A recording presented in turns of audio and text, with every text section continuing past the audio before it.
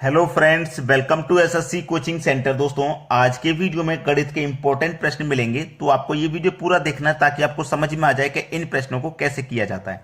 तो चलिए स्टार्ट करते हैं। पहला सवाल है 1 का क्यूब प्लस 2 का क्यूब 3 का क्यूब, और ये हम जा रहे हैं 10 के क्यूब तक, और हमें इसका मान मिल जाता है 3025। ठीक है। फिर उसके बाद जा रहे हैं 2 का क्यूब, 4 का क्यूब, 6 का क्यूब, ये 20 के क्यूब तक जा रहे हैं, तो इसका मान हमें क्या मिलेगा। ठीक है, चलिए यही सोचना है।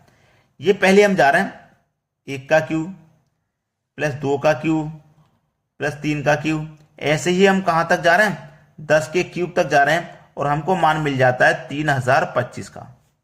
उसके बाद हम देखिए कहां जा रहे हैं 2 का क्यूब प्लस 4 का क्यूब प्लस 6 का क्यूब, यहीं तक तो जा रहे हैं।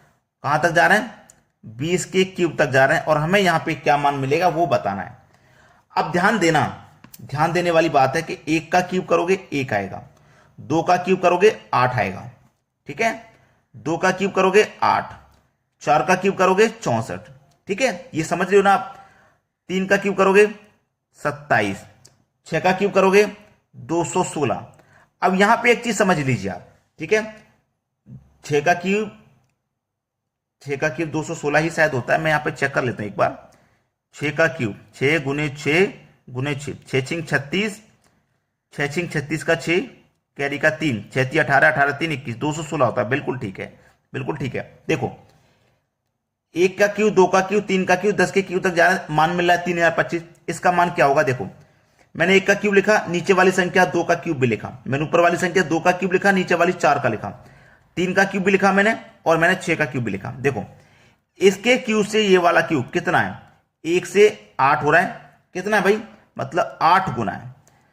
इससे इस वाला क्यूब, यानी कि इसका क्यूब 8 है और इसका क्यूब 64 है। 8 से 64 देखो कितना है, 8 8 64, ये भी 8 गुना है, तो ये भी कितना है भाई 8 गुना है। समझ में आ गई बात, ये भी 8 गुना है। तो आपका जो आंसर होगा, इससे ये संख्या जो यहां पे मिलेगी ये 8 गुना मिलेगी। तो 8 पंजे 40 का 0, कैरी का 4, 8 दूने का 16, 16 में 4 जोड़ देंगे 20, कैरी का 2, 8 का 0 में करेंगे 0, जो कैरी का 2 था वही आ जाएगा। 8 दिया 24, 200, जो कि डी ऑप्शन में दिया गया है। ये प्रश्न का बिल्कुल सही जवाब है, और आपको ये प्रश्न अगर मिल जाएगा एग्जाम में तो करने में कोई समस्या नहीं आएगी। अब देखेंगे अगला सवाल। अगला सवाल है 1 से 100 तक की गिनती में अंक 2 दहाई के स्थान पर कितनी बार आता है। दहाई के स्थान पर, इकाई का नहीं, सैकड़े का भी नहीं, दहाई के स्थान पर। तो देखो जब आप 20 लिखोगे, 21 लिखोगे, ठीक है ना, 22 लिखोगे, 23, 24, 25, 26, 27, 28, 29, यहां पे आ रहा है ना दहाई के नाम पे, तो कितनी जगह आ रहा है 1 2 3 4 5 6 7 8 9 10, कितनी बार आ रहा है भाई 10 बार आता है। ठीक है, तो 1 से 100 तक की गिनती में अंक 2 दहाई के स्थान पर कितनी बार आता है, 2 बार। ये तो इकाई है ना, इकाई के बाद दहाई, इस तरीके से। ठीक है, कितनी बार आता है भाई 10 बार आता है। तो ये आपके सवाल का हो गया बिल्कुल सही आंसर। अब देखते हैं अगला प्रश्न। अगला प्रश्न है वह छोटी से छोटी 6 अंकों की संख्या ज्ञात करें जो 18 का गुणज हो। 18 का गुणज का मतलब है 18 से कटनी चाहिए, लेकिन छोटी से छोटी हो। अब आपके 18 का पहाड़ा अगर आपको मालूम है तो 18 से डिवाइड दे दो सीधा, अगर नहीं मालूम है तो 18 के फैक्टर कर लो। 9 दूनी 18 होता है ना, तो जो संख्या 9 और 2 से कट जाएगी समझ लीजिए वो 18 से भी कट जाएगी। ठीक है ना, समझ में आ गई बात। चलिए अब यहां पे आपको करना क्या है, 2 से देखोगे तो 2 से सभी संख्याएं कट रही हैं, है ना, लेकिन 9 से कट रही हैं क्या वो देखना है। इसको देखेंगे, 9 1 कम 9 1 बचेगा 10, फिर 1 कम 9 1 बचेगा 10, फिर 9 1 कम 9 1 बचेगा 10, 9 1 कम 9 1 बच ही जाएगा, पूरा पूरा नहीं कटेगा। 9 1 कम 9 9 1 कम 9 9 1 कम 9 9 1 कम 9, ये कट गया ना। 9 1 कम 9 ये कट रहा है, ध्यान देना ये कट रहा है। इसको देखिए, 9 1 कम 9 1 बचेगा 10, 9 1 कम 9 1 बचेगा 10, 9 1 कम 9 1 बचेगा 18 हो जाएगा। 9 दूने का 18 ये कट गया, 9 दूने का 18 ये कट गया। इसको देखो, 9 1 कम 9 1 बचेगा 10, 9 1 कम 9 1 बचेगा 10, 9 1 कम 9 1 बचेगा 10, 1 बचेगा 16, 9 से 16 नहीं कट रहा। अब यहां पे ध्यान देने वाली बात ये कि देखो ये भी कट रहा है 9 से और ये भी कट रहा है, ये दोनों 9 से कट रहे हैं, है ना, दोनों को 9 से कट रहे हैं। तो हम क्या करेंगे, 18 से मैं सीधा कटा के देखूंगा, 18 से, क्योंकि 2 ऑप्शन मिले ना 9 से कटने वाले। चलो 18 से कटाएंगे। 18 से जब कटाएंगे, 18 पंजे 90, 9 बचेगा 99, है ना। 18 पंजे 90, 9 बचेगा 99, 18 पंजे फिर से 90, 9 बचेगा 99, 18 पंजे 90, ठीक है, 9 बचेगा 0, 90 हो गया, 18 पंजे 90 कट गया।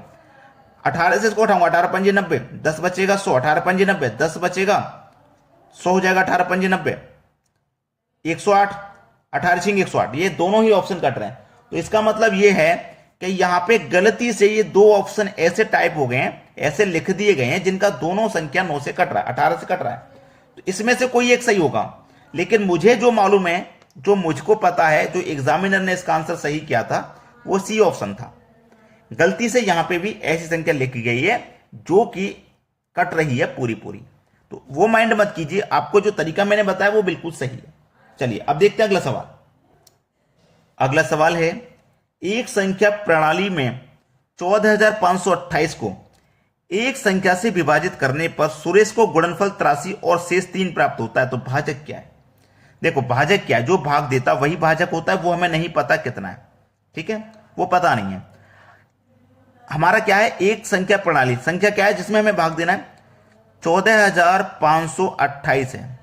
इसमें जब हम भाग देते हैं तो गुणनफल 83 आता है, यानी कि 83 बार में कट जाता है और शेष प्राप्त होता है 3। ये 3 हमारा शेष प्राप्त होता है। तो ये हमारा भाजक क्या है, इसको बारे में हमें पता करना है, ये क्या है, ठीक है, किसी को कोई दिक्कत नहीं। देखो अब मैं आपको एक चीज क्लियर करके बता दूं कि जो भाजक है उसका मल्टीप्लाई करो भागफल में और जोड़ दो उसमें ये शेषफल, तो आपको ये संख्या मालूम होती है। चलो x गुने इन दोनों का क्या करना है, मल्टीप्लाई, ध्यान रखना इन दोनों का मल्टीप्लाई, 83 से करो मल्टीप्लाई और जोड़ दो उसमें शेष, जो शेष है वो कितने के बराबर होता है, इतने के बराबर होता है, 14,528 इस संख्या के बराबर होता है ये। इसका मल्टीप्लाई करो दोनों का और शेष जो है उसको जोड़ दो तो इतने के बराबर होता है, ठीक है। चलो अब यहां पे क्या है, ये 3 है ना, और ये आपके पास 83 है और ये आपके पास x है।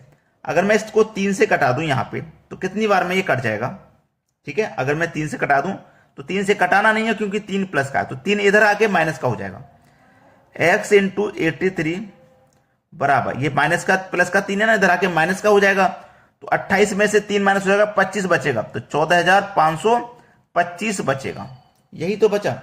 अब देखो 83 से ये पूरा पूरा 175 बार में कट जाएगा, तो x का जो मान है वो मेरा कितना है, 175। मतलब यहां पे कौन सी संख्या आएगी, 175, जो कि हमारे डी ऑप्शन में दी गई है।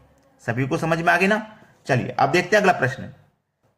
अगला प्रश्न है, अंक 3, 7, 0 और 9 से निर्मित 4 अंकों की सबसे बड़ी और सबसे छोटी संख्या का अंतर क्या होगा यदि संख्या में अंकों का प्रयोग सिर्फ एक ही बार होगा। चलिए एक ही बार अंक का प्रयोग करना है, सबसे बड़ी संख्या बनानी है पहले और सबसे छोटी बनानी है, ठीक है। दोनों का अंतर फिर क्या होगा ये बताना है हमको। चलिए सबसे बड़ी संख्या कैसे बनाते हैं, जो सबसे बड़ी संख्या ना उसको सबसे पहले लिखो। सबसे बड़ी 9 है, 9 लिख लिया। 9 से छोटा कौन है, 7, तो 7 लिखो। 7 से छोटा है 3, 3 लिखो। और फिर सबसे छोटा है 0। एक संख्या को एक ही बार हमने लिखा है, तो ये सबसे बड़ी संख्या बनेगी इन अंकों से। और इन अंकों से सबसे छोटी कौन सी बनेगी, पहले लिखो सबसे छोटी। तो सबसे छोटी अगर आप 0 को लिख लोगे ना, तो किसी भी संख्या से पहले 0 लिखा होता है तो उसका कोई मान नहीं होता, 0 का कोई मान नहीं होता, इसलिए 0 से बड़ी लिखो। 0 से बड़ी है 3, अब लिखना है 0, छोटी संख्या 0। 0 से बड़ा कौन है, 7 है, और 7 से बड़ा 9 है। अब इनका हमको अंतर करना है, तो यहां कैरी ले लेंगे, 10 हो जाएगा, 10 में से 9 जाएगा 1, 2 बचा, इधर से कैरी ले लो 12, 12 में 7 जाएगा 5, 6 बचा, 6 में से 0 जाएगा 6, 9 में से जाएगा 3, तो ये भी 6, 6,651, 6,651, यानी कि डी ऑप्शन है प्रश्न का सही जवाब। चलिए अब देखेंगे अगला प्रश्न। अगला प्रश्न है 12.0543 में अंक 3 का स्थानीय मान कितना है। देखो आप अच्छे से जानते हो कि 3 का स्थानीय मान पूछ रहा है और बिल्कुल इकाई का अंक है 3, तो 3 ही स्थानीय मान होता है उसका। लेकिन अगर दशमलव वाला ना हो तब, लेकिन यहां तो दशमलव वाली संख्या है, तो कैसे होगा। 3 का स्थानीय मान पूछा ना, 3 लिखो, दशमलव के स्थान पे 1 लिखो नीचे, और दशमलव के बाद जितनी संख्या ना 1, 2, 3, 4 संख्या, तो 4 0 लगा दो भाई। 3 संख्या होती तो 3 जीरो, 5 संख्या होती 5 जीरो। तो ये आपका आंसर आप देख लो किस ऑप्शन में, 4 जीरो, ये 3 जीरो, ये 4 जीरो, यानी कि डी ऑप्शन है भाई सही जवाब। तो फिर से मैं वही कहूंगा कि लाइक नहीं किया है वीडियो तो लाइक जरूर कर दें, चैनल को सब्सक्राइब कर लें, ठीक है। इसी तरीके की वीडियो आपको मिलती रहेंगी और शेयर जरूर किया करें वीडियो को, ठीक है दोस्तों, धन्यवाद।